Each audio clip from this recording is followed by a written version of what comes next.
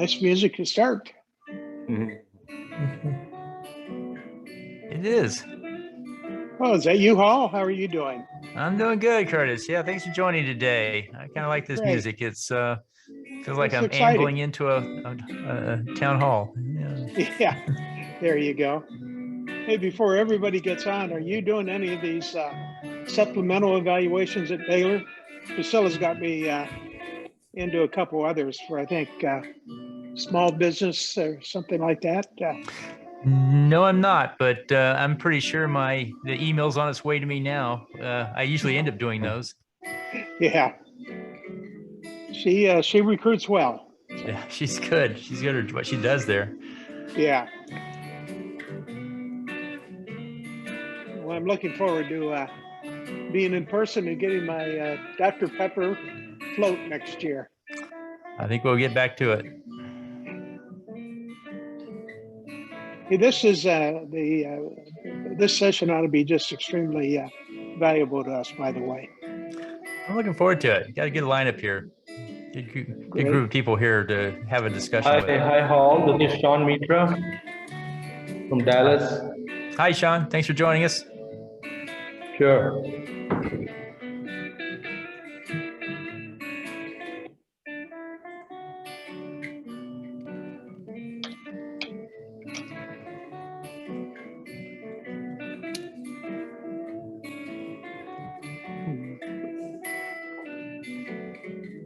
All right, why don't we go ahead and get started here? So my name is Shane. I run the investor relations and events over at 10 Capital Network, and we're looking forward to a great event here with Avis, Savar, and Hall Martin, our CEO. It'll be how to attract investors to your startup fundraise. And with that, I'll hand it over to Hall. Thanks, Shane. I want to thank everybody for joining us today. And we have a great speaker here in Avis Savar of Dreamit Ventures, and he's going to talk about his recent fundraise and introduce himself in a moment. And we also have one of our partners, Tim Martinez of Digital Niche Agency, is going to be there talking about the crowdfunding Title III world. And so wanted to hopefully get through some of this so we can have some interactive time, but want to thank everybody for joining us. Avi, can you kick off a little bit about your background here and tell people a little bit about what you're currently working on? Sure, happy to do that, and thanks for having me. So I'm Avis Savar. I'll give you a little bit about my background. I started my career in the entertainment industry. I was really a television producer for many, many years before shifting into kind of this world of digital and entrepreneurial craziness. I started a company called Big Fuel in 2004. I grew that to about 140 employees, sold that to the Publicis Group in 2011. Publicis is a large publicly traded advertising and media company. After staying there for a few years, I decided to kind of transition into the world of venture. I joined Dreamit Ventures as CEO and managing partner, and ran the Dreamit brand for a better part about 3.5 years. Raised Dreamit Fund 3, which is about a $60 million early stage investment vehicle. Really kind of reframed the Dreamit business model around a new thesis and a new investment thesis. For those of you who don't know, Dreamit is a top 10 kind of global accelerator program and early stage venture capital fund. They work with tons of early stage companies, very much like, kind of Techstars, Y Combinator, working with young entrepreneurs, early stage entrepreneurs, helping them scale, get validation, product market fit, very, very early stage. I moved Dreamit into a little bit more of a Series A, post Series A accelerator, moving a little further upstream. Did that for almost 4 years. I'm still on the board of Dreamit and a partner in the firm. I'm not operational anymore on a day-to-day basis. About 3.5 years ago, I got the itch to operate again, and have been acting as president of software as a service company called Suzy. We just closed a $50 million Series D funding round about 3 weeks ago. So really kind of fresh off the trail of raising money. So this dialogue today is very much fresh in my veins. And that's me. Suzy is a market research technology company. We've grown the business to about 160 employees, 250 customers, and about 30 million in annual recurring revenue in about 3.5, 4 years. So really a fast growing enterprise software company. That's the gist of it. That's kind of it. I'm New York based and involved in a number of companies at the board level. I'm on a board of a golf tech company called Arcos. I'm on a board of a nonprofit called Why Hunger. I'm on the board of 2 publicly traded SPACs.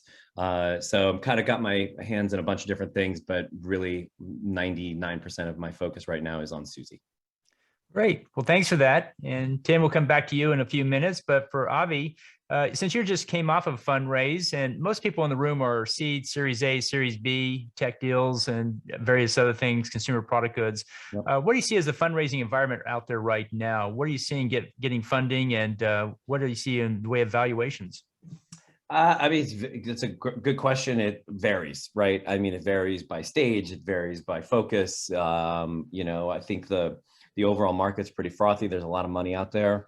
At the end of the day, I think those folks are getting a little tighter with their money. I think they're asking some harder questions, but generally speaking, lots of businesses are getting funded at lots of different stages. I think the last numbers I looked at, the figures were astronomical. It was like 3-4x the number of deals overall that have been funded in the last 12 months than the prior 12 months. I think COVID has had a pretty dramatic impact on all things digital and has accelerated in many ways a lot of different areas in every vertical, in every industry. And so I think there's been a little bit of a gold rush to take advantage of that. So lots of deals are getting done. But at the same time, I think the investors, certain investors are getting smarter about like metrics and what works and what doesn't. I think companies now have fall into certain business models that, maybe 5-10 years ago didn't exist or have not been as proven. So I think, having a really good understanding of your numbers, your metrics, the business model at hand, and the value prop is that much more important. But I think there's tons of money out there. Well, great. Well, in addition to metrics and value prop, what kind of traction and what kind of documents should startups be bringing to the table for their fundraise? Again, early stage, seed, Series A. Yeah, it's so again, I think it depends on the type of company. I think, I didn't make this up, but I read a while ago, and it's always resonated with me that I think the three big things to focus on, and kind of called the 3 ass rule, right? 3 big ass, like you need a big ass market first and foremost. You need a kick-ass product, and you need a kick-ass team. Those are the 3 primary things that like everything ladders back up to. At the end of the day, demonstrating the size of market is probably the most critical, to be honest. Like even they like to say like a blind squirrel finds a nut every once in a while. If you're a blind squirrel in a big market, you're going to find a lot of nuts. So it's a terrible analogy to make, but I think it's true. Right. And so I think the size of market, if you can demonstrate the larger the size of market, the better. I think entrepreneurs kind of fall into a trap of like, really great ideas that solve very small problems, right, in very small industries or very small addressable markets. And I think that's something to be mindful of. So the bigger the market, the more eyes you'll have on your deal. Your product, whatever that product is, needs to be validated, need to have some proof points. If you're a seed stage, your product's going to probably be something a little bit more limited. It's probably going to be more of a minimum viable product, or maybe it's an idea on a napkin. But if it's an idea on a napkin, it's a whole different ballgame. I think understanding that like the product itself, is ultimately what the investment's going into and how that's going to manifest is really important. And then people. Right. At the end of the day, if the product is crap, but the people are great and the market's large, right, then those people can navigate. Right. And I think good, sophisticated investors understand that smart people figure things out, and the thing that they're investing in at that moment may actually not be the thing that makes it out of the other side. Right. And so you need a really great team to be able to navigate those kind of turbulent waters, because they are very turbulent. Right. And so for a fundraise, of course, in the seed stage, we always go to our family and friends and contacts first. But after that, who do you go to next to go do your fundraise? You look for the lead investor, you look for a name. Who do you look for? Anyone who listen. I mean, at the end of the day, you're like your own personal network, your advisors, anybody who has helped you along the way, and anyone that will listen is one email introduction away from your lead investor, right? And so I think, I am a firm believer in law of attraction. Like the more you put out there, the more will come back to you. And so anybody who would hear my story, I'm telling them I'm raising, right? And the right kind of investor, you need to understand the right kind of investor for you, and different stages have different types of investor profiles. Early seed stage, angels, anybody with a checkbook kind of will do the job. You want somebody who can add value. Obviously, if you can get somebody who can add value, open more doors, make more introductions, clearly, right? I'm not telling you something you don't already know ultimately. When it gets later on, and you're looking for like an institutional lead, or maybe it's an angel group, whatever, you want alignment in some respects. In other ways, beggars can't be choosers. So if you only have one group who's ready to write a check, you don't really have too many options. But if you are able to kind of create a market and get a few folks interested, then you have some optionality, and then you try to think about strategically who you want to get married to, because having investors is like a marriage, right? These are people who will be with you not forever, but certainly in the forever of your company. And if your company is, if you guys look at your company the same way I look at mine, it's like my baby, right? And so like I am now adding another parent into the baby sphere, and those people are never going to leave, right? Ultimately, you're likely going to give up a board seat, if not more. These are people that definitely will share their opinions with you. And so I think having a good working relationship and understanding who they are and what their motivations are is super important. Making sure that you're aligned on the kind of the end game here. Are you looking for a quick 2x turn and you're trying to flip a business, or are you trying to build the next big publicly traded company? Both of which are viable models.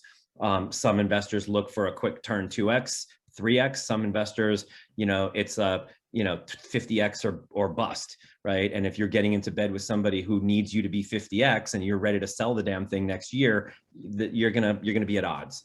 And so I think understanding kind of long-term strategic goals is critically important. Well, great. You talk about getting out there as broad as you can, but once you've exhausted your network, where do you go next? What are some things you've seen people do to find more investors? Yeah, it's sales, man. Like it's a hardcore sales and marketing kind of effort. So it's everything. It's everything from scouring LinkedIn to following investors on Twitter and on social media, commenting back on things that they're saying.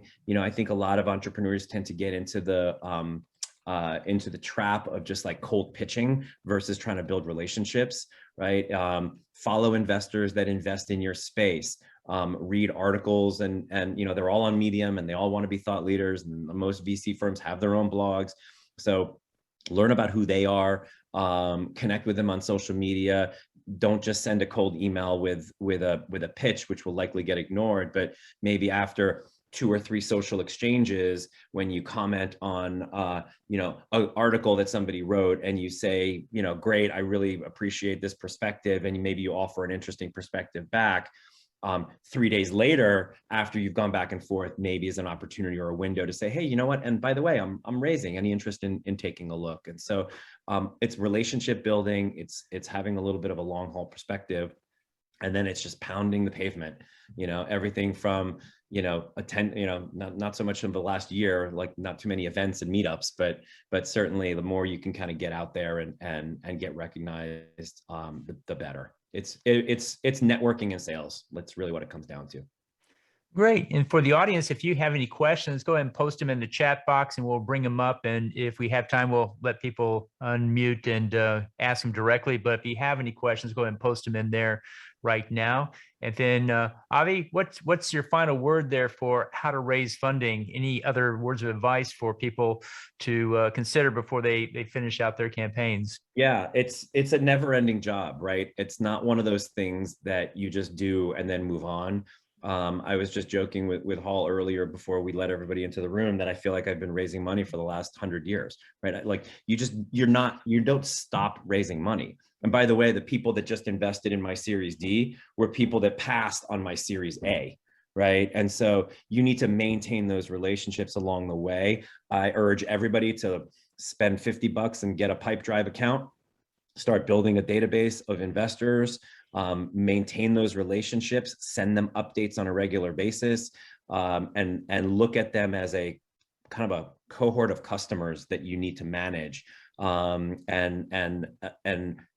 like kind of nurture them, right? I think that is one of the biggest learnings I've had in certainly the last 4 years of this last journey, is you're going to get a ton of no's, right? Like you're going to get, if you get one yes to 100 no's, you're successful, right? And so those no's, just because they pass on you today doesn't mean that they're not interested or wouldn't take your call in the future, as long as you've demonstrated that you have a smart point of view, that you're diligent about the process, you're respectful of time, you keep those relationships alive, they will pay dividends over time, right? And so I would urge everybody, just kind of the last thing to say is, this is a long journey. Like I'm talking 10-year journey, right? So play the long game here, and think of it as the long con, not the short-term fix.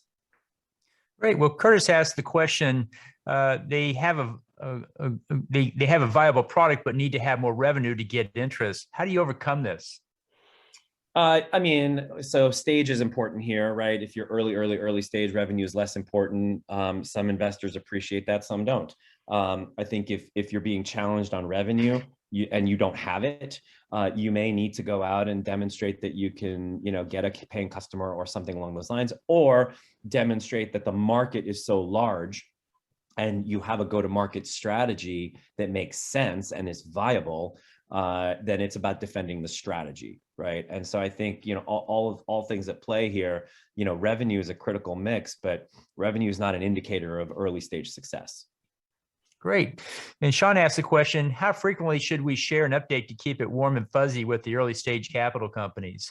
How often do we? I mean, if you're a diligent operator, you are managing your business like every other business, which is you think about it in terms of quarters, right? I mean, certainly days and months in the startup world are very different, but I think quarterly updates are probably a good cadence, 4 times a year, and assuming you have something to say, right? Assuming that you're making progress. And so if I meet with you today and you tell me that you are at 25,000 monthly recurring revenue and you have, whatever, 500 users or whatever the metrics are, and in your plan, you're like, and we're going to grow X amount, over the next year, like, I'm going to remember that, right? Like, we've gone through that. I have my notes. I know what you said.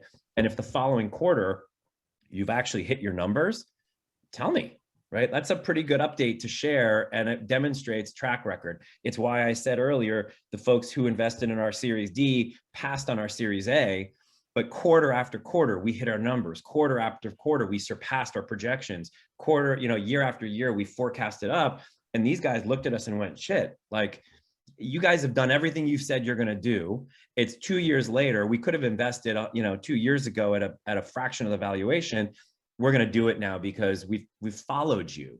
And so I think, quarterly is a good cadence, assuming that you are making the progress that you have basically told people that you're going to make. Great. And Vitaly asked the question, what's more important for an early stage startup, scalability or revenue? Neither. Validation, I think. Like, if you're talking about early stage, it's about validation, it's proof points. Investing is about risk mitigation, and at every stage you're taking more risk. You're supposed to be taking more risk off the table, right? So an early stage investor, is experiencing the most amount of risk in their investment, And so the way that you appease that, the way that you make that person feel comfortable is you have validation. It's, I have one customer, like, and that customer has told me that they like the product, or it's, you know, early stage validation of your customer acquisition model. I know I can acquire a customer for $10 and I know I can make $100 from that customer over their lifetime. Give me more money so I can go get more customers, right? Like, they want to know that you have validated a thing and that your money is going to go to backing up doing more of that thing because that thing has been successful, right? And so, you know, that's the game, right? Is like, hey, I have this can of soda. Everybody wants this can of soda. How do I know? Because I launched it a week ago and I have a backlog of demand and I can't fulfill the product because, you know, I don't have enough money for inventory. Well, great, I'll give you money, go sell more product, right? Like, who's going to say no to that? So it's this idea of demonstrating, you know, you have assumptions as an entrepreneur and your job is to validate those assumptions. The more assumptions you validate, the more value you create. And the more value you create, more investors want to back you. That's the name of the game. Cool. Next question is, are family offices still a strong target for young SaaS ventures, 500K annual revenue at the present? Or are the bigger players, VC funds and hedge funds, now looking down to seed rounds that look for this? I honestly, it's a good question. I think no two family offices are created equally. So everybody's got a thesis, right? So I wouldn't categorize like family office versus VC versus whatever. It's like, it's thesis driven. There are family offices that have a thesis that say, okay, great, X percentage of my overall capital deployment is going to go towards early stage. Y percent is going to real estate, you know, Z percent is going to, you know, equities or whatever. And so understanding what those strategies are and knowing what other investments those firms have made. If you're seeing a family office, you know, writing checks into early stage venture, then yeah, that's somebody that you might want to pitch. You can look in Crunchbase, you can look, you know, there are a few places where you can look to see where capital is getting deployed. And I think that's the way that I would research it. That's the way that I would go about it is, you know, it's about who's making early, you know, if I'm a Series A company or if I'm a Series D company, it's about who's writing checks in those stages and who's writing checks in my type of business, right? If you're in prop tech, there are investors who love prop tech. If you're in CPG, there are very different investors who invest in CPG. So I'd be looking at it from that perspective. Great. Are there any other questions from the audience here? If you have, go ahead and put them in. While we give Avi a short break, let's have Tim Martinez come on and talk a little bit about Digital Niche Agency and what you guys do there, Tim. Tim, can you tell us more about yourself? Yeah, absolutely. Avi, you nailed it. I want to like have a pocket Avi and just like every time I see issues. Also, I'm a big fan of Arcos, but it hasn't. Thank you. It hasn't really made my golf swing any better. So no. I don't know if I should thank you or, you know. But, yeah, well, I appreciate it, man. I love the company. They're doing some really interesting things, and I started as a consumer of the product first, and I ended up playing around to golf with one of their investors, and he saw that I had him on his clubs, and I just kept talking about what I would do if I was running that company. And by the end of the golf round, I had a job as a board member. Brilliant. Well, I love it. Cool. So DNA, Digital Niche Agency. So we started 7 years ago. We primarily started as an advertising agency. I have a background as an entrepreneur, a scrappy entrepreneur, a kid from the streets with a lemonade stand who didn't have 2 nickels to rub together. And I figured out how to take $1 and I would put it in the street and I would run over it until it turned into 2, then 3, then 4. So that's my story essentially. And as I got into business, I learned how to write a business plan. I learned how to do a financial model. I learned how to pitch investors. I did do the bootstrapping and so on and so forth. And then I fell into consulting, management consulting, had a stint as an investment banker. And I always say I'm a recovering consultant, but I love it because it's in my blood. I love providing advice and feedback where I can. 7 years ago, my partner Jason and I decided to build Digital Niche Agency primarily as an ad agency. But what had happened about 2 years into the business, 5 years ago, the Jobs Act happened. And Title III of the Jobs Act specifically allowed companies to promote offerings to the public market to non-accredited investors. So when that happened, there was somewhat of a cottage industry that opened. and people were scrambling to try to figure out how to promote a deal and promote an offering. Initially, we started working in the Reg D space because that's where things kind of took off right off the bat with groups like Fundable. And then there shortly after, the ability to market to a non-accredited investor happened. And groups like WeFunders, Seed Invest, Start Engine, to go down the list, those groups started popping up. So we were very early on with promoting one of the first equity crowdfund campaigns via Reg D with a company called Rayton Solar. We were very successful with Rayton Solar very early on, about 5 years ago. And we essentially went around town and met with all the funding portals. And we said, hey, we're the guys across the street that just did this big round via Reg D for Rayton Solar. Let us be your marketing agency. So we very early on built relationships with all the funding portals. Let us be your marketing agency. I don't think there's any other marketing agency out there specifically focused on equity crowdfunding, because there really was no equity crowdfunding because it was so new. So we just did one campaign to another campaign to another campaign, and we started learning what works, what doesn't. We started building up our own data, our investor database. We also started building out somewhat of an algorithm to how to get these deals funded. And we landed on 4 products, essentially, starting with strategy and then content marketing, advertising, and investor outreach. We put those things together, and that's how we do what we do. At any given time, we're probably managing about 20 to 30 live equity crowdfund campaigns. We have managed hundreds of equity crowdfund campaigns at this point and raised millions of dollars. I don't have the exact number for you, but that's who we are and that's what we do. So all day long, we're talking to early stage companies, issuers, funding portals. We're looking at campaigns. We're looking to optimize those. Great. Well, Title III used to be the stage before us when we deal with angel, venture capital, family office, et cetera, credit investors. And at one point, it was limited to $1 million. When they changed the rule to $5 million, now we find a lot of things going in parallel.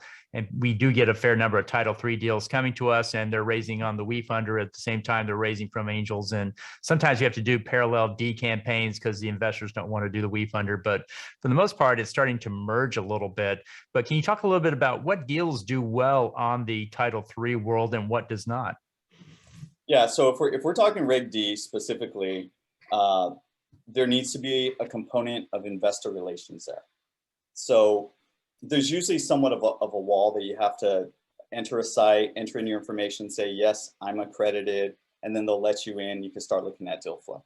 And then once you're inside and you're looking at deal flow, you can select a deal and say, I'd like to learn more about this deal. And then generally somebody should follow up with you, go through the whole, bad actor checking to make sure you actually do qualify as an accredited investor, and they'll run you through the diligence process. And if you check out, then they will let you participate in their deal. Usually the minimums are set pretty high, or what we would consider high in equity crowdfunding. Could be 25K, could be 50K, could be a lot more.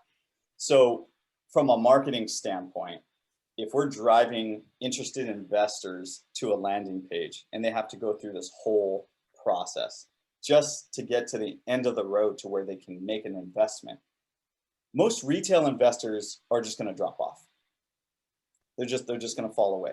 So the challenge there is very selectively targeting our audiences to high net worth individuals, people that are of a certain caliber that actually can make those types of investments, because the accredited investor is 250K annual income or $1 million in verifiable net assets. Not everybody, especially in the United States, meets that criteria. So we can send a ton of traffic, but only a fraction of those people actually are truly accredited investors.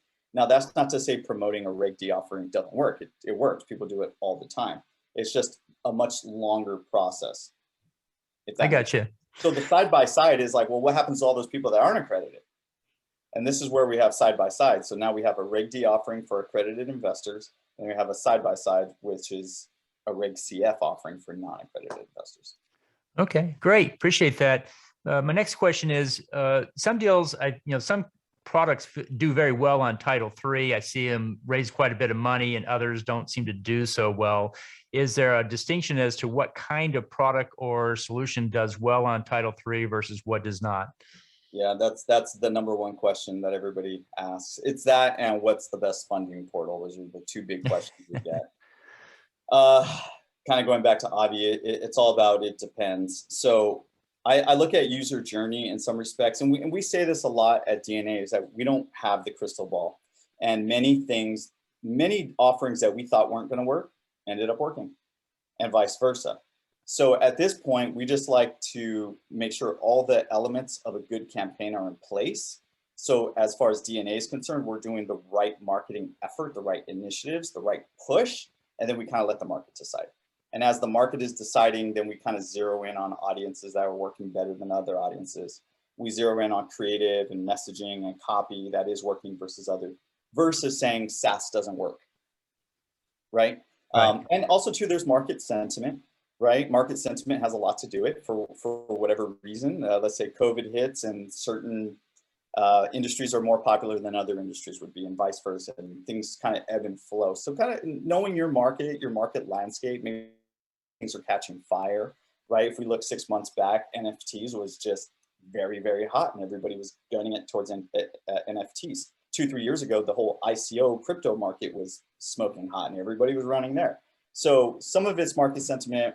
I look at the user journey. So for example, let's say, I would imagine everybody on this call, and maybe not, but at some point in time in this week, most people are going to go onto social media. Maybe they go on every day, maybe they go on every hour, maybe they go on once a week. But generally, you're doing what you do, and you come across an ad, and the ad will say something like, invest in the future of robotics, SaaS, solar, something. There's going to be something in that language that resonates with you for whatever reason, right? Maybe you work in the solar industry and you say, oh, that's cool, that's interesting. Let me learn more. Click the ad, end up on a landing page and says, you can be a shareholder for as little as $300. Wow, $300 right before I go to bed. Boom, investment made, done, you're out. And it's literally that fast, because we are seeing investments around $1,000 on average. So these are not people that are doing heavy due diligence, drilling down on your financial model. A lot of what Avi was saying, they're not, looking at who's on your executive board. They're kind of assessing you, getting a little third-party validation, doing it in a matter of minutes. Not everybody. Some people will do deeper levels of due diligence, right? The deep dive, but it's that general flow of marketing. That's great. If you guys have any questions about Title III, go ahead and put them in the chat box. And then Tim, let's ask that next question. What's the best portal to go on out there? And does it vary by type of product, or is there just one answer? Yeah, so our answer is, when you're in a capital raising process, it is very intense. There requires a lot of communication, a lot of back and forth with your partner, whoever your partner is from the portal. So we recommend that you find somebody that you want to be in the fight with, that you want to be in the journey with, that you want to lock arms with. It's kind of like picking a marketing agency. You're not going to vibe with everybody. Some people you're just not going to get along with, or maybe a personality thing, or you don't like the way they do business. Same thing with portals. It's not going to work for everybody. Personality traits, the whole nine. So what's better than the other is you kind of need to look at the group that you're going to be working with, the team of people that they're building around you to take you out into the market. A portal is a portal is a portal. They're going to build you a landing page. We're going to set up ads and drive traffic to it, right? Now, some portals are a little more lenient. Some will be willing to negotiate their fees. Some will be able to offer front-end support like marketing. Some will maybe even put marketing dollars into your campaign. Some portals are very, very large, and you can get lost in the mix of being one of, let's say, 500 companies. Some portals are very small. You could be one of 10. Right? So you kind of need to assess the landscape. Now, most people pick the portal that has the largest email addresses, because that portal will invariably say, if you hit XYZ milestones, we'll just put you on our email list, blast, and you're out to 1 million people. That's pretty appealing, right? So if you know pretty reasonably that you're going to hit those benchmarks because you have some good friends and family, you have a good marketing team, you're like, okay, fine, let's go there. If you're pretty new, very novice, you might want to go with a portal that can offer you a whole lot of extra support, a lot of extra handholding, more on the due diligence process. So there really is no perfect portal, if you will. So what's the general fee structure on these portals for crowdfunding? What are you seeing out there? Yeah, so it's a range, depending. Let's see. Some portals have onboarding fees. So some can be $0 to onboard because they're just looking to bring on more quality issuers. Some can be all the way up to 5 to 10 grand just to get onboarded. And the onboarding process could include filling out your Form C, which needs to get done, doing a light financial review, some legal support, building out your landing page. It really depends on what they're kind of putting into that overall package. We always say it costs about 5 to 10K just to do the whole diligence process anyways. So if you're paying a portal for onboarding, they should be supporting with some of that. Now, the fees on the back end can range from, let's say, as high as I've heard, 7-8%, somewhere in that ballpark. And that's just on what's been raised. Some portals will allow you to bring funds to the table and they won't take a piece of that.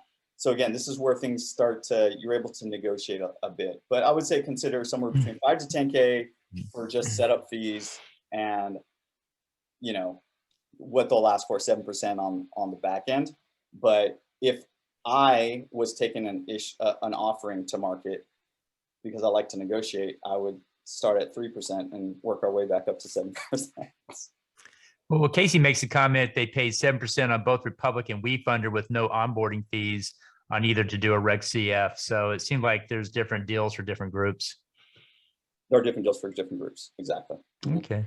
And then my last question before we open it up for more questions from the audience is, it used to be before Title III, the process was you raised money from family and friends, and then you went out to angels, angel groups, and worked your way up. And that tended to put some market reality into the valuation. With Title III, I get deals every other day that come in with maybe 100K of revenue, but a $50 million valuation at the seed stage in a prototype fashion. There doesn't seem to be a lot of market reality in some of those valuations. And is that part of the process, or is that just left up to the startup to figure out when they go through? I agree. As someone who worked for well over a decade pre this whole Title III crowdfunding stuff, same thing. We used to see wild valuations all the time. And we used to say, hey, we have a crazy person who just walked in the door, who thinks he's the next Steve Jobs and has a $1 trillion valuation. We've seen some far out stuff. So you're always going to see far out things. You're always going to see entrepreneurs that are super disconnected from reality. It's just going to happen. That's just kind of the nature of the beast. I would recommend that the funding portals should have more of a honest heart-to-heart conversation about what the market may react towards. And the issuer should be doing enough due diligence for their own business. They could go to Crunchbase, they could go to Angel, and they could go a lot of different places to look at valuations, market comparables, things of that nature.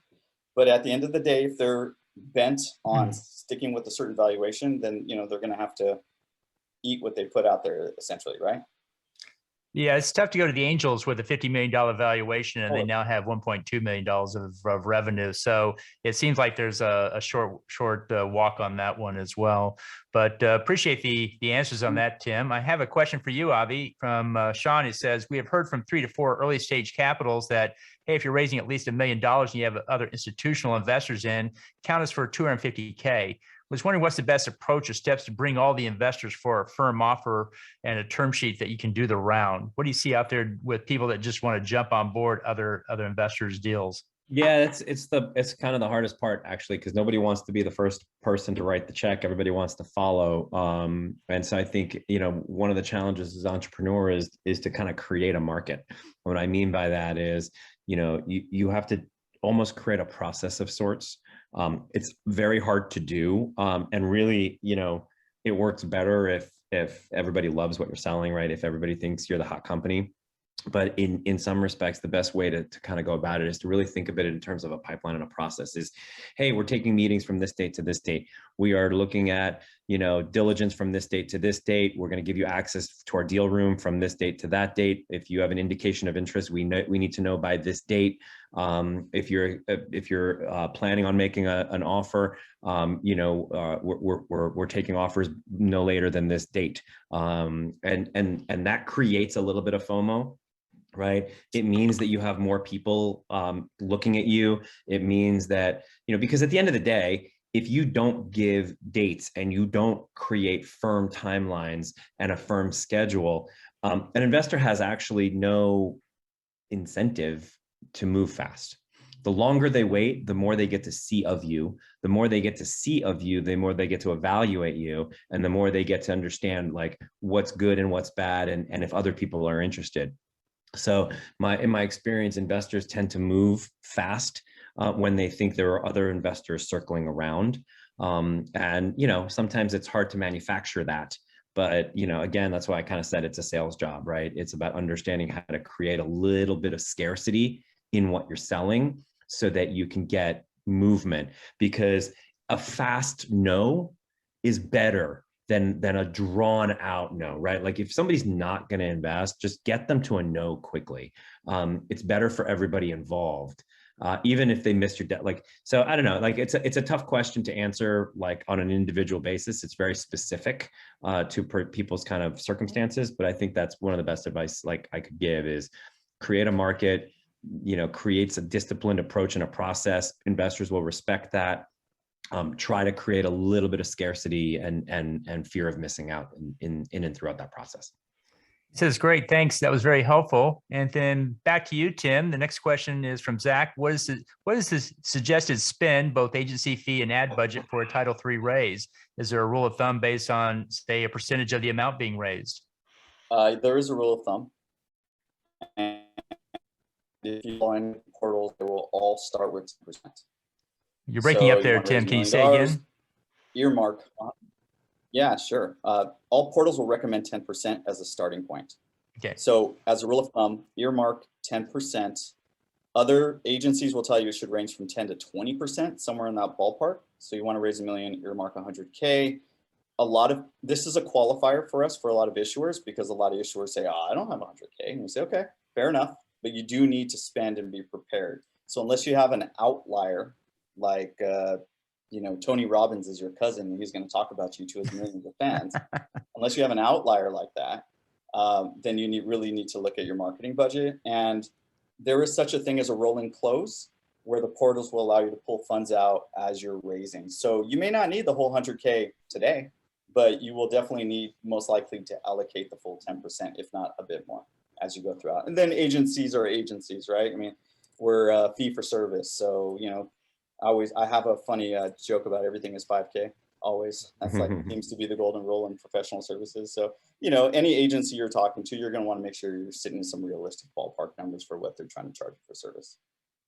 Great, thanks for that. If there are any more questions, go ahead and put them in. I have one last question for Avi, and that is, I've seen some entrepreneurs stand up and offer to a room full of investors an incentive for investing early. If you invest this month, I'll give you 2 warrants. You invest next month, I'll give you 1 warrant. You invest after that, there are no warrants. And they would use warrants as a time incentive to, if you're going to come on in now. If you're going to wait, you're going to get less, and no investor likes to hear less. So what do you think about that type of incentive? I mean, I don't hate it. I don't love it. I'm not a guy that likes to discount. I'd rather say, if you don't invest now, the valuation's going up because our sales are going to go higher. Invest now, I'm at 24 million ARR. Invest in 3 months, I'll be at 26 ARR. It's going to be another turn on the multiple, right? So it's about having confidence in your product. If you, the way you framed it with discount makes me feel like you don't have confidence in your product, right? It's like, invest now or fucking don't invest. Like, I don't care. I think it goes to, that comes from a position of strength, obviously, right? If you feel confident and you have a lot of interest, then you can do that. If you don't, then you don't have those levers to play with. Well, to your point, investors always want more. I want more time. I want more data. I want more validation. Just a little more. 6 months later. But here's the problem. Here's the problem with that. Here's why I would say I would fight to my dying breath to not give up any of that bullshit, because everything you do with every investor at every round sets a precedent for the next round. Right? It's like, so the next investor comes in and says, so now it's like next year, you've already raised, and now it's, 6, 8, 12 months later, and you're going out, and raising your Series A, and the Series A investor is going to be like, well, the seed guy's got a warrant or a preference or a whatever. I want that also. And you will never shake it, right? Ever. Believe me, no investor wants to not get what the last investor got, right? Ever. And so the more you cave, and there's a phrase or a term called a clean term sheet, right? A clean term sheet means there's no shenanigans. There's no liquidation preferences. There's no blocking rights. All of that crap prohibits you as an entrepreneur from doing your job, And that's to create value and bring in the next round of investment or ultimately get this thing to some kind of exit or transaction. And all of those little things are giving investors a little bit more power over your relationship and your dynamic, and are only going to set up the next set of precedents that you're going to have to meet. So that's why I say, like, you want to invest, invest. Don't invest, don't invest. Move on to the next investor. Unless you've exhausted all options, right? That's why there's, debt financing and venture debt. Like there are avenues to go get money that are not as attractive as, straight equity or a clean term sheet round. And if you have to go that way, then you do what you got to do, because it's, survival of the fittest. But if you can avoid it, I would at all costs avoid it. Great. Well, I appreciate that, Avi, and thank you for joining us today. Tim, thank you for your expertise and experience as well. I want to thank everybody in the room for joining us. We will have another session with Kiwi Tech a week from tomorrow at 1 o'clock Central Time. It's a panel on how to invest in startups without paying taxes. Great way to learn how to make your deal more attractive to investors by leveraging the tax incentive laws that are already out there as well. So with that, we'll go ahead and close it out. If you have any other questions, email me afterwards and we'll be glad to pick those up and carry them forward. But I want to thank you guys for joining us today. Thanks for having us. Perfect. Thanks. Thanks, everybody. Bye.